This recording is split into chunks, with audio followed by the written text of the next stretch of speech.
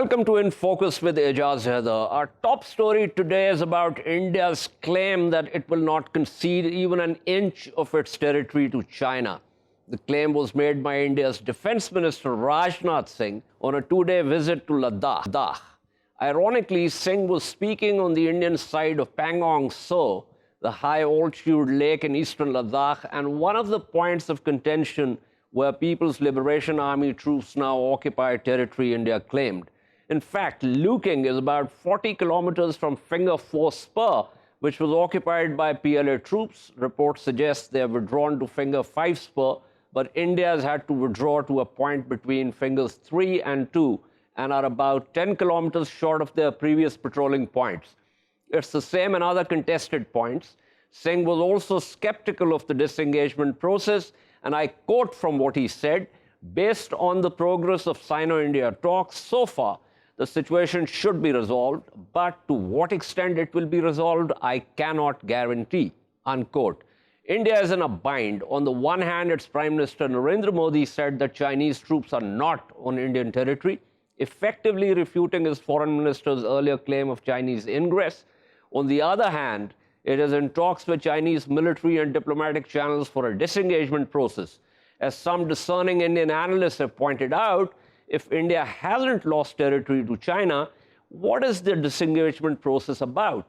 To discuss the situation further, we have with us Cheng Xizhong, a former senior colonel in the People's Liberation Army who served as defense attaché in Pakistan and India, and also as UN senior military observer. He is currently a visiting professor at Southwest University of Political Science and Law. We'll also have with us Shahzad Chaudhry, a former Air Vice Marshal in the Pakistan Air Force, and Dr. Kamran Bokhari, Director of Analytical Development at the Center for Global Policy. Let me begin with Colonel Xizhong. Colonel, some Indian assessments with reference to PLA's forces in being in the Xinjiang and Tibet military districts maintain that PLA's force configuration is meant for offensive operations given armor, artillery, and other support elements. PLA also, according to the Indian sources, has secure rear and forward lines of communication. What do you make of this Indian assessment? I feel it is very ridiculous. And the story, I think everybody knows, in May this year, a serious military confrontation occurred in the Kamran Valley in the western section of the China-India border, causing casualties. And this is what we don't want to see. The root cause of this serious military standoff and casualties in the Kamran Valley is that India took the unilateral actions against the agreements reached by both sides over the years. Last August, India amended its constitution and changed the status of Kashmir. And last October, I think October 31st, India announced the establishment of the Union Territory of Jammu and Kashmir and the Union Territory of Ladakh. The so-called the Union Territory of Ladakh is subject to China's territory. So India would like to establish a union territory in the Chinese on the Chinese land. Okay, so India's move has not only. So you're saying that the Chinese actions were consequent to India's changing the status of Ladakh and also issuing maps which showed Xizhong to be part of India. And actually, this is the border between China and India is not demarcated, but we have a line of actual control recognized by both sides. And why from time to time we have such kind of incidents? This is mainly because Indian troops cross the line and do activities at the Chinese side. So that's why this kind of situation happens again and again. Okay, so one of the things that some Indian analysts are talking about is the fact that China has actually reached its 1959 claim line, and they say that the Indian government is hiding that fact. Well, more than that, let me ask you that, the Indian Army sources have been saying that they're skeptical of the disengagement process. This is something their Defense Minister Rajnath Singh also said 2 days ago while addressing troops at Pangong So. And they also maintain that PLA could ingress in the eastern sector or go for horizontal escalation at some other point. What exactly do you think is China signaling through this encounter that began in May? And do you agree that there could be horizontal escalation? From the Chinese side, we strongly wish that both sides abide the line of actual control. If both sides abide the line of actual control, then there won't be any problem. So the peace and tranquility could be maintained. Along the Chinese border, the main dispute is in the eastern sector. That is 90,000 square kilometers now under the Indian illegal occupation. So we are abiding the line of actual control. We leave the problem aside for the future. And the western side, also there is a very clear line of actual control. And we abide, but the Indian side, the Indian troops, they try to cross the line of actual control. They have a policy, pushing forward policy. That means if they have a hold on the land of Kamran Valley, then they can, with this position, they can move further north. So finally, they would like to have about 3.5 or 4 lakh square kilometers. They would like to occupy such a big piece of land. So that is the problem. If now we abide the line of actual control, then there won't be any problem. The problem every time is created by the Indian side by the way of crossing the line of actual control. Now, here's the problem. Okay, so on the Indian side, and let me say that I tried to get an Indian military officer, but unfortunately, the atmosphere in India is such that no one really wants to come on a Pakistani channel and much less talk about the Ladakh standoff. So therefore, we do not have a representation from India. But the Indian side says that it is the Chinese side that does not agree with the line of actual control. There are also claim lines. India is saying that, for instance, in Pangong So, they say that we have been patrolling up to Finger 8. In Galwan, they say that patrolling point 14 was the area up to which the Indian patrols would go. And that is exactly where the ridge line where the conflict happened. So how can these two claims be reconciled? India says China is aggressing. You have just said on my program that it's the Indians who create the problem. So what can be the arbitration here? Actually, this has already been recognized by the Indian Prime Minister Modi. He said the Chinese troops did not cross the line, did not come to the Indian side. So this was confirmed by the top leader of India. And now some people, including defense and military personnel, every day they say something different. So from the Chinese side, we respect, not only abide, we respect the line of actual control. We have never crossed the line of actual control. This is a fact. And the Indian side, in official talks, they even confirm it. They appreciate this point. Okay. Now, another question which is important and interesting from both China and Pakistan's perspective. Lots of Indian military and civilian leaders have been talking about a two-front war. And this is, of course, on the basis of China-Pakistan relations.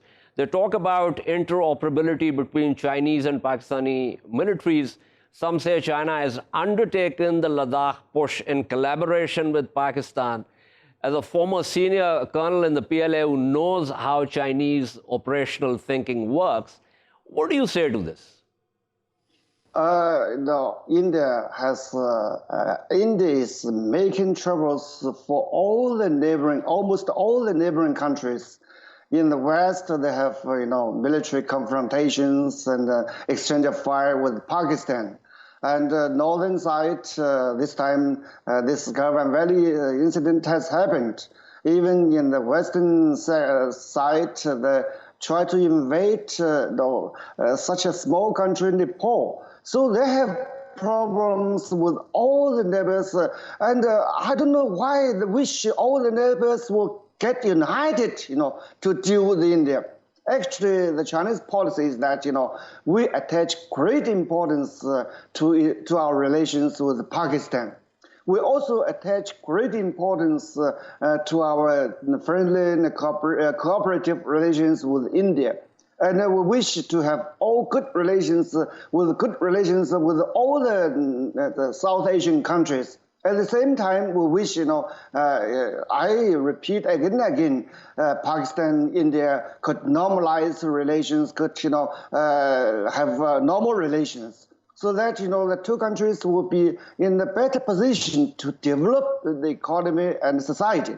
Because, in our concept, China, India, and Pakistan, our population is almost, South Asian countries. So you're basically saying that there can be triangular cooperative framework which can allow China, Pakistan, and India to develop economically further instead of being, locked in a conflictual model.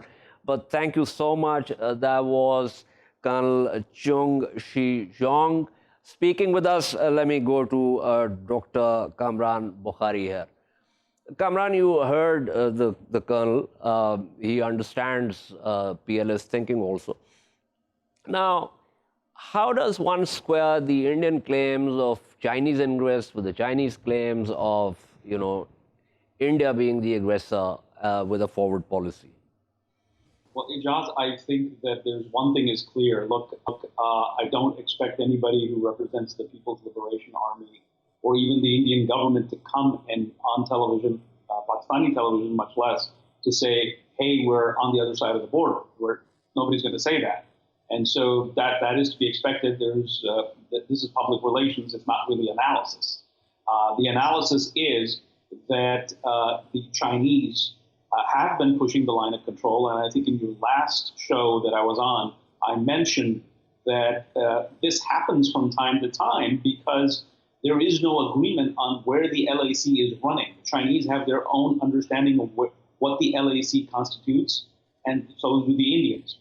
So there is that reality. But then there's the strategic reality, which has less to do with bilateral relations between India and China, and more to do with China's, power projection all along its periphery, and in sort of response to its ongoing struggle, negotiation with the United States. But Kamran, the colonel said something very interesting. Actually, I wasn't expecting him to say that, but he did say that. And that had to do with his reference to India's changing the status of Ladakh and the maps.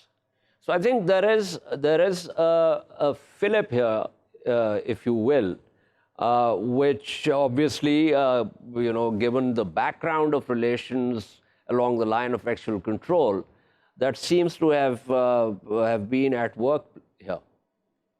Oh, I don't disagree with you. I think that's definitely in a trigger point. But keep in mind that trigger points should be seen as opportunities. So I would say that the Chinese, when they saw the revocation of Article 370 and the annexation of Kashmir by the Modi government, and then bifurcating it into two union territories, Jammu and Kashmir and Ladakh, that was a perfect opportunity for the Chinese to say, okay, now we have the environment in which we can pursue whatever tactical move that we were already planning. I mean, these are not reactionary things. These are part of a well-planned, if you will, power projection demonstration by the Chinese. China is, after all, an emerging economic power. It's flexing its military muscles all along its periphery. Reuters has a massive report today on China creating a marine expeditionary unit that can do amphibious landings. And so, I mean, this is all part of that. I don't think we should see what the Chinese are doing along the LAC against India in isolation from the broader Chinese imperative. Okay, stay with me, Kamran. I'm also joined by Air Vice Marshal Shahzad Chaudhry. Marshal Chaudhry, thank you for being on the program. I had put a question before you joined us to a former PLA senior colonel. This is with reference to what the Indians have been talking about in terms of a two-front war and interoperability between the People's Liberation Army and Air Force and the Pakistani military. Give me some sense of the joint exercises, and is that a regular feature? What is the significance of that? Yes, in terms of interoperability, Ejaz, there has been an increasing interaction between Chinese military and the Pakistani military over the years. And there are different levels of interoperability. One is, of course, the level of the similarity in the equipment. For example, like the Americans used to do during the Cold War days, leave a certain amount of equipment at certain place because geographically they were so spread out that they had to respond to the Soviet threat at different locations in terms of the geographical context. So they would then only fly their men and material and be able to quickly begin to operate from that particular point against any kind of threat. In terms of the Chinese and Pakistani interoperability, there is less of similarity in terms of the equipment, and especially in terms of the more lethal kind of equipment. Generally, yes, there is a similarity. But look, I mean, being contiguous countries or contiguous geographies to India, the interoperability becomes less of a compulsion.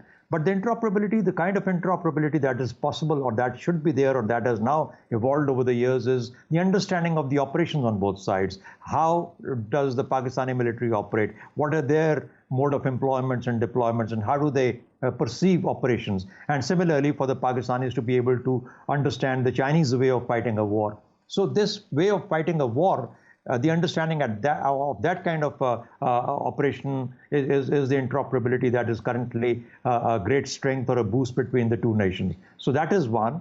As far as the two-front situation is concerned, in my judgment, I think India must blame itself.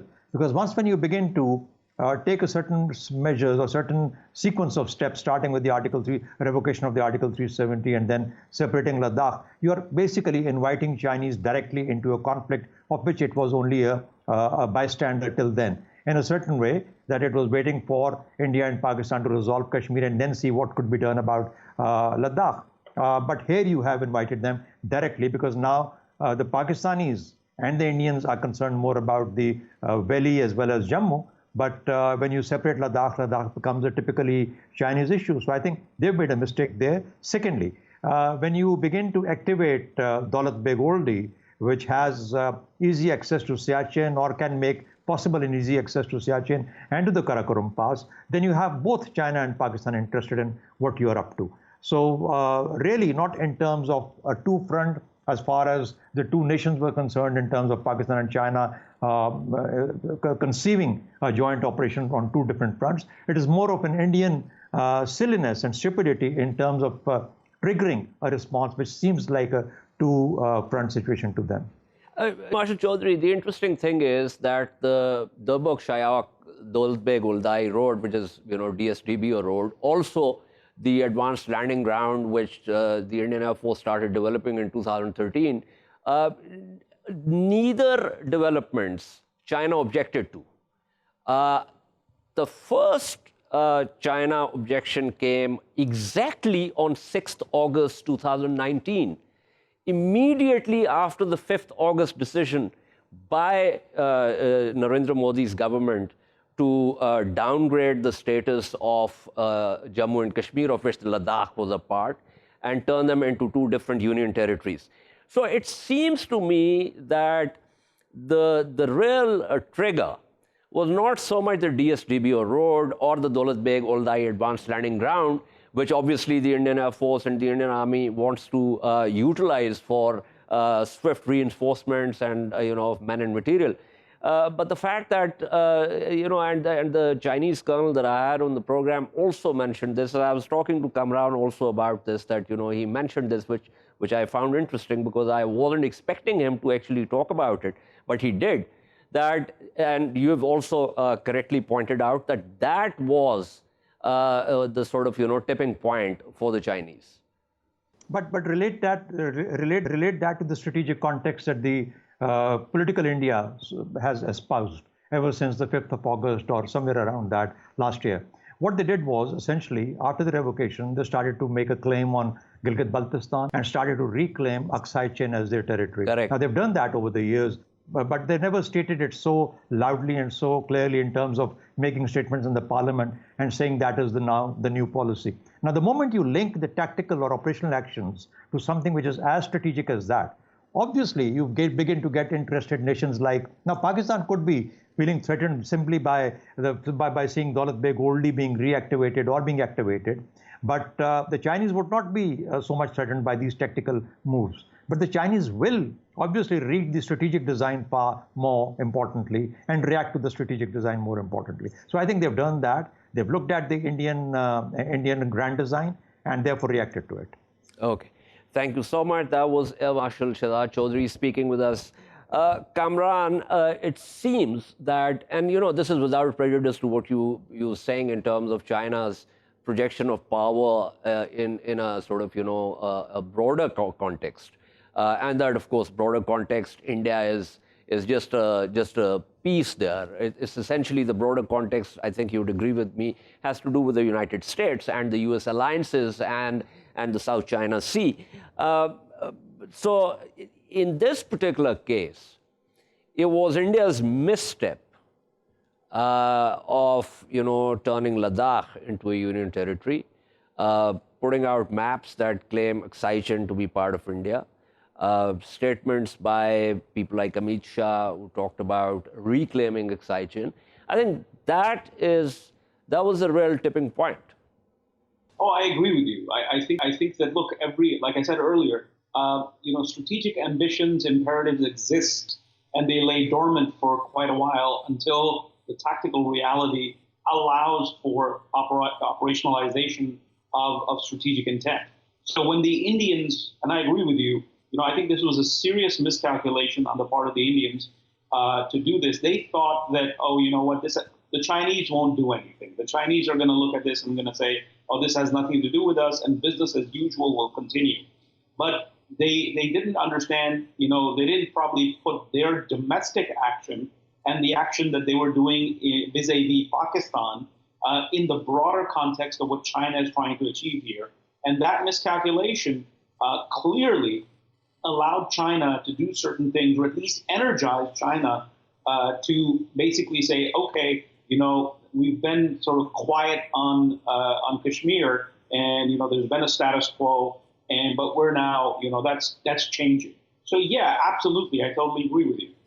Okay, thank you so much. That was Dr. Kamran Bokhari speaking with us. We shall take a short break and return to discuss the lynching of 3 Bangladeshis in Assam and the humiliation of a Nepali in Varanasi in UP.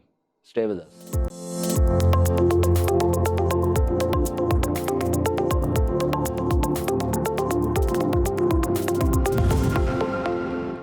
Welcome back to In Focus. Our second story tonight is about the lynching of 3 Bangladeshi nationals in Karimganj district of India's Assam state.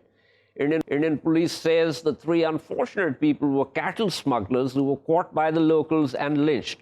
In UP's city, Varanasi, a Nepali's head was shaved by a mob, and the man was forced to denounce Nepal and raise slogans in favor of India. Nepal's ambassador Nilamba Acharya spoke with the Uttar Pradesh Chief Minister Yogi Adityanath to ask after the safety of Nepali nationals in the state. Lynchings and humiliation of minorities is a frequent occurrence in India and have become pronounced since BJP took power under Narendra Modi in 2014 and returned to power again in 2019. Muslims have borne the brunt of such violence. On March 5, 2019, author Eliza Griswold wrote a long essay in The New Yorker titled The Violent Toll of Hindu Nationalism in India. She argued with evidence that Modi, a populist prime minister, had legitimized India's more militant groups and targeted attacks against religious minorities were on the rise. In December last year, Dexter Filkins, an investigative reporter, wrote another long piece in The New Yorker titled Blood and Soil in Narendra Modi's India. Similar analyses have also been put out by a number of Indian scholars and public intellectuals. But there's no let-up by Hindutva vigilantes. There's also been racism against African students. The Nepali got the short end of the stick because right now India is going through a bad patch, even with Nepal, a state from where the Indian Army draws its Gokha regiments. To discuss the rise of the mobs in India, we have with us Tasnim Mohsin, who's a journalist, joins us from Dhaka. We also have with us NIshant Verma, who's an analyst and joins me from Delhi. Let me begin with Mr. Verma. Mr. Verma, these fissures are not new, for sure. Lots of this has also happened in previous governments. But as I mentioned in my opening, and as has also been pointed out by a number of analysts, including within India, that this particular government seems to have given its tacit blessing to these vigilante actions. Would you agree with that assessment? Well, thank you for having me on the program. There is no denial that the vigilantes have been given an umbrella cover by the current dispensation which is ruling this country, which is doubtless. Having said that, let me clarify two things here for everyone's understanding. Number one, you raised the point about the Nepali man whose head was shaved off in Varanasi. It has been clarified that the person was not Nepalese, he was of Indian origin, and it was something that the vigilantes wanted to gimmick and mimic about. So that portion is clarified. Number two, I must highlight here for everyone's understanding that pertaining the Assam lynching that we are discussing today, it is not something that is acceptable in terms of human lives being lost, would it be Indian or anyone's. However, having said that, we must also underline that this has got nothing to do with the ethnicity of Hindus and Muslims, because I well remember that on 1st of June this year, there was a man by the name Ranjit Munda, and hence a Hindu, who was a Bangladeshi and was lynched, unfortunately, to death in the same region, who was also charged of cattle smuggling. Now, we must understand, Ejaz Sahab, that cattle is a very precious asset of poor people, especially in that hilly terrain of tea estates. Now, anyone who is trying to steal, and it is a report of Bangladeshi border guards as well as BSF, that hundreds of cattle have been moved out illegally from India to Bangladesh in last few months. So there is definitely uproar and a kind of anger in locals out there pertaining the dacoity on the assets. However, the matter is still under investigation, that how did these more than 3 people sneaked into India. These 3 were caught. They should have been apprehended to police, but then what we have seen is unfortunate death, and rest ran away. Fair points, Mr. Verma. Thank you for making them. But once again, and I agree with you, as a matter of fact, I'd go and, to the extent of saying that religion, ethnicity, these are markers, and mobs use these markers. The issue here is that for the Hindutva vigilantes to actually get an Indian and to pretend that he is a Nepali and send a signal to Nepal in that way is a matter of concern. But let me, on the other issue of the lynchings, let me pull in Tasnim Mohsin here. Mr. Mohsin, there have been tensions on the border between Bangladesh and India. Assam also has a traditional sort of issue in terms of Bangladeshi migrants and migrant workers and the rest of it. Give me your sense of what has happened and what's generally the kind of tension that we see in Assam. Thank you for having me on this show. First of all, I'd like to draw your attention regarding, the police of India basically saying these 3 people are from Bangladesh. But unfortunately, basically, police didn't find any sort of passport or ID card or anything that can basically prove these people are from Bangladesh. I can refer to the case of Nepal. The man who basically get killed and later on they reveal that he is an Indian. By the way, Karimganj is a bordering area. I can bet you on that. In every house, you will find Bangladeshi product, as because these are bordering area. The people basically, 3 people basically get killed. Police basically seize some Bangladeshi products from those bodies. Now, that is the point. What I want to make. Still, it's need to be verified whether those are Bangladeshi or not.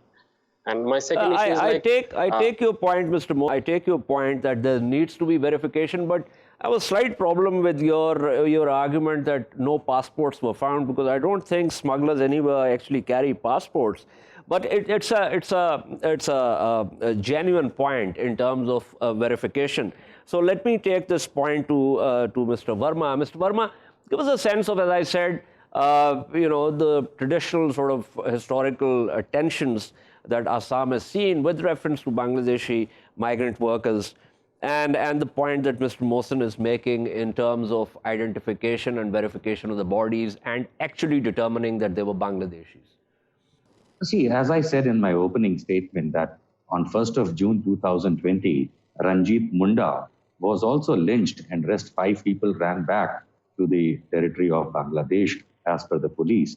Is there anyone who can deny that Ranjit Munda, who was lynched, alleged cattle smuggler in Assam, in the same region, was not a Bangladeshi? So it takes a bit of time in order to investigate and find out the proper information. In case of Ranjit Munda, it was dug and understood. Now, similarly here, it is just a couple of days ago that this incident has happened. I would say unfortunate incidents, because no one should lose a life.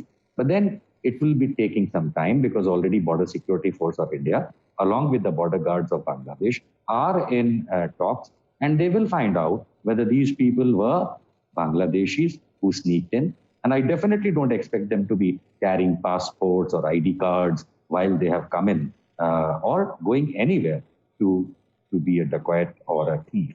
They don't carry such. So I am sure that the results will be found in the next couple of days. Right.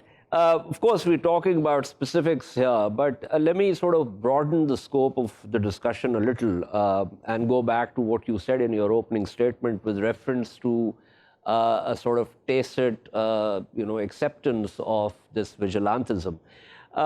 Now, I agree that a country as big and as populous as India will always have a lunatic fringe. We find it everywhere.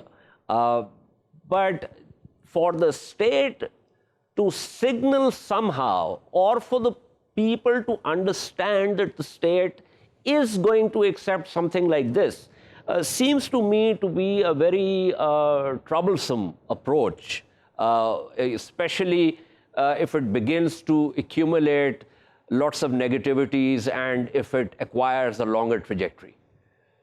You're very right about it, because the Prime Minister, Mr. Modi of India, who earlier has gone behind these vigilantes and made certain statements that they should not behave in a manner that we are witnessing. However, we do understand, and it's basically an internal problem of India, but we are facing this vigilante cover given by Bharatiya Janata Party-led government. And I assure the world that not even 1/3 of India stands with them on these aspects. However, we also understand in this entire subcontinent that anyone who is in power does behave in their own striking manner. India shall overcome this kind of vigilante. It has not happened in past in the manner it's been happening for last about half a decade in this country. And it is unacceptable, even if Mr. Modi is in the government and they are the Prime Minister, giving umbrella cover. It is unacceptable. India shall overcome this, and it is for the safety and security of each Indian, irrelevant of which religion or which caste this person belongs. I love that this kind of educated thinking prevails. Thank you so much. That was Mr. NIshant Verma speaking with us. Mr. Mohsin, give me a sense before I wrap up of the Bangladesh-India relations at this point in time. At this point of time, I mean, if you consider the border, The Bangladesh-India border is the most hostile border in the entire world. I mean, we basically see other side of the security force basically killing people every single year. Hundreds of thousands of people already get killed due to their aggression. And the political leaders, top leaders from India, the top bureaucrats from India, basically, so many times promises us like no, they will use the non-lethal weapon. They will bring down this death, unnecessary border killing to zero. Unfortunately, on 2015, when the protocol of land boundary has signed between Bangladesh and India, there was a hope like this sort of incident will totally vanish. But unfortunately, yet both countries need to be work on that. And so Mr. Mohsin, yeah, go ahead. Yes. I like to draw your attention regarding some census from 1990 to 2000 and 2001 to 2010. Like 1990 to 1999, in the bordering areas, district of the bordering areas like Bangladesh and India, the population of Bangladesh side has reduced and the population of India side has been increased on that particular time, 1990 to 99. That basically clearly indicates on that particular time a huge number of migration took place from Bangladesh to India. But from 2001 to 2010, we see a different story from those population census. Like on that time, Indian bordering district population drastically reduced, and the Bangladesh bordering district population. So the Indians have started. So the Indians have started moving east. Interesting. That's very interesting, and it's also very interesting that you say that Bangladesh-India border is one of the most hostile in the world, because the normal sense is that Bangladesh has a very friendly government towards India. But thank you so much for your insights. This is all from In Focus tonight. We shall see you tomorrow at the same time. Keep following our latest updates on social media at indus.news. Good night and goodbye.